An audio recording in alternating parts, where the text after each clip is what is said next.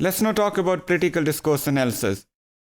Critical discourse analysis is a field of critical discourse analysis which focuses on the discourses about certain political political debates, speeches, or other activities, for example, parliamentary debates or some kind of hearings, and or any other kind of speech based on some political interest. In other words, this can also be defined as some kind of formal exchange of reasoned views, as which calls for certain concrete actions to solve a certain societal problem. So these political discourses are usually directly or directly related to certain political views about a certain social issues, or about various ways to solve those social, political, cultural, or international issues. An example of such political discourse analysis can be found in Roffey's examination into speech acts surrounding the justification of legislative processes, which were based on some kind of Australian federal government's intervention into some Aboriginal communities. So the intervention was hasty reaction to a social problem centered around Aboriginal communities. Through the discourse analysis, Roffey established that there was a clear unwillingness on the part of government to respond to the problem directly, and intervention was largely based on suppressing the local communities more, not allowing them to raise their voices. So, in other words, it was an attempt to control the indigenous population. However, due to political rhetoric used during those interventions or speeches about those interventions, this element didn't come to the surface, or it was not noticed by the common people of Australia. Though this was through analysis we came to know, Roffey's analysis we came to know, that this was a sheer attempt to suppress the local or indigenous people.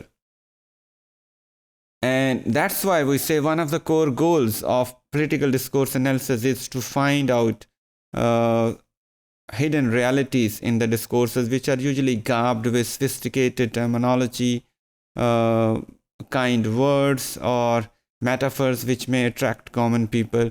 But there is a possibility that there are some ugly realities or truths hidden behind those apparently beautiful words or metaphors. So one of the core goals, therefore, of political discourse analysis is to seek out the ways in which language choice is manipulated for specific political interests. Despite political discourse is not us. Despite this, defining political discourse analysis is not a straightforward matter, because the very word political has never been clearly defined. So as we know, the word political is vaguely defined, and some definitions of the political are so broad that we might consider every opinion being communicated in a society as political. Therefore, we need to be very careful when we get into the field of political discourse analysis to decide about what is political and what is not. There has been a rapid increase in the interest in political discourse analysis since 1980s, but with the advent of this century, this interest has increased rapidly to a limit which probably may not be measured. The essential issue in political discourse is the balance between linguistic and political analysis. Sometimes we have seen that some people are swayed with their political emotion, affiliations, or interest, and they conduct political analysis in a way where the politics is more involved as compared to linguistics. So sometimes some elements of fairness are also compromised. So a good researcher in PDA, political discourse analysis, must keep this in mind, that they have to not only set certain standards of fairness, but they have to keep their emotions controlled, their political affiliations controlled, and come up with some kind of just analysis, the proper critical analysis of a discourse they are dealing with. While many studies have adopted explicitly or implicitly a critical perspective, there have been studies who have adopted other approaches, for example, cognitive, descriptive, or psychological approaches to analyze political discourse. Most examples of the political discourse may be mapped onto the various levels of linguistics, ranging from simple lexical choices to whole sentences or discourse and pragmatics.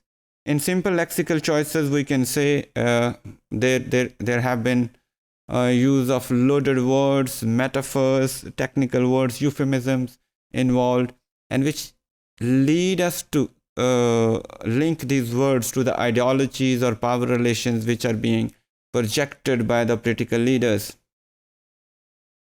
In grammar, there have been studies who worked on the functional systems or functional aspects of the language and how these functional aspects can be related to certain ideological viewpoints in the society.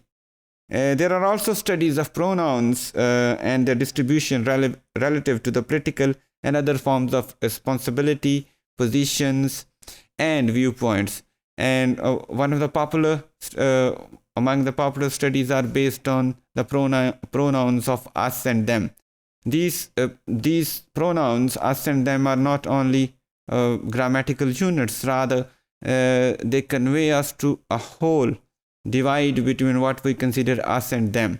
So these are very much political pronouns. So we have a range of studies focusing on various aspects of political discourse, which needs obviously an elaborated space and time to be explained.